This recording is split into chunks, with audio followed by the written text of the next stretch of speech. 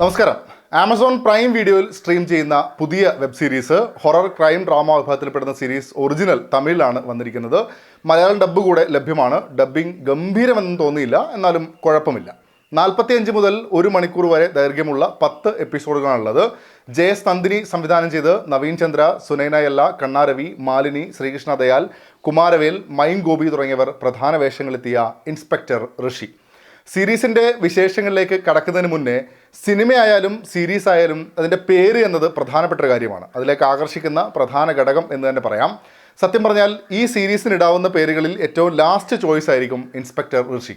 ആ പേര് ഒട്ടും ക്യാച്ചിങ് ആയി തോന്നിയതുമില്ല.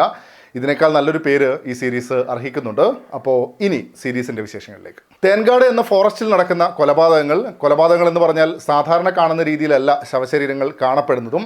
പലരും പറയുന്നത് ഇതിൻ്റെ പിറകിൽ വനരച്ചിയാണെന്നാണ്. നേരിട്ട് കണ്ടവരുണ്ടത്രേ. പോലീസും പലരും ഇങ്ങനെയാണ് വിശ്വസിക്കുന്നത്. ഈ മിസ്റ്ററി സോൾവ് ചെയ്യാനും യഥാർത്ഥ സംഭവം എന്താണ് എന്ന് കണ്ടുപിടിക്കുന്നതിനുമായി ഋഷി നന്ദൻ എന്ന പോലീസ് ഓഫീസർ നിയോഗിക്കപ്പെടുന്നു. ഇദ്ദേഹത്തിന് ഒരു പഴയകാലവും അതിൻ്റെ വേദനകളും ശേഷിപ്പും ഒക്കെ ഇപ്പോഴും കൂടെയുണ്ട്. അന്വേഷണത്തിൽ ഋഷിയെ സഹായിക്കാൻ INR, ചിത്ര എന്നിവരും ഫോറസ്റ്റ് ഡിപ്പാർട്ട്മെൻറ്റിൽ ജോലി ചെയ്യുന്ന സത്യ, ഇർഫാൻ, കാദറിൻ എന്നിവരും അവരുടെ കൂടെ ചേരുന്നു. ഈ അന്വേഷണത്തിനൊപ്പം തന്നെ ഒട്ടനവധി കഥാപാത്രങ്ങൾ വന്നു ചേരുന്നുണ്ട്. ആ നാട്ടിലെ ഈ പറഞ്ഞൊരു മിത്ത്, അതുമായി ബന്ധപ്പെട്ട കഥകൾ, വനരച്ചിയെ കണ്ടു എന്ന് പറഞ്ഞതിൻ്റെ പേരിലുള്ള പൂജകൾ, അന്ധവിശ്വാസങ്ങൾ, ഈ കൊലപാതകമൊക്കെ നാട്ടുകാർ പറയുന്നത് പോലെയാണ് എന്ന് കരുതുന്ന ഭൂരിപക്ഷമുള്ളപ്പോഴും ശാസ്ത്രീയത അന്വേഷിച്ചു പോകുന്ന നായകനും സംഘവും, കാട്ടിൽ ആനവേട്ട നടത്തുന്നവർ, കഥാപാത്രങ്ങൾക്കിടയിലുള്ള സൗഹൃദം, പ്രണയം, അങ്ങനെ ഒട്ടേറെ കാര്യങ്ങളെ ഒരുമിച്ച് പരിഗണിച്ചുകൊണ്ടാണ് സീരീസ് മുന്നോട്ട് പോകുന്നത്.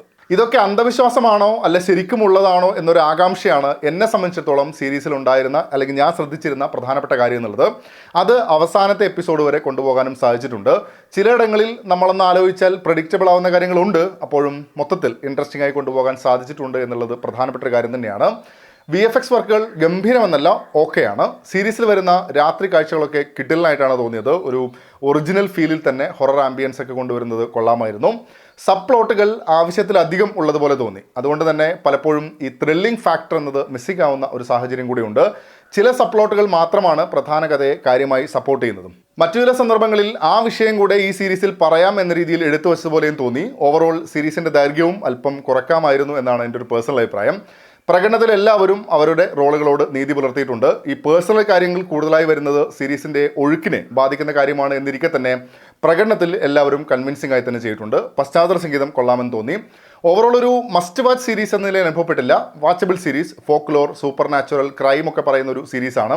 ഇത്തരം വിഷയങ്ങളുള്ള സീരീസ് കാണാൻ താല്പര്യമുള്ള ആളാണെങ്കിൽ പരിഗണിക്കാവുന്നതാണ്. ഓൾറെഡി കണ്ടിട്ടുണ്ടെങ്കിൽ നിങ്ങളുടെ അഭിപ്രായങ്ങൾ കൂടെ കമൻറ്റ് ബോക്സിൽ പങ്കുവെക്കുക.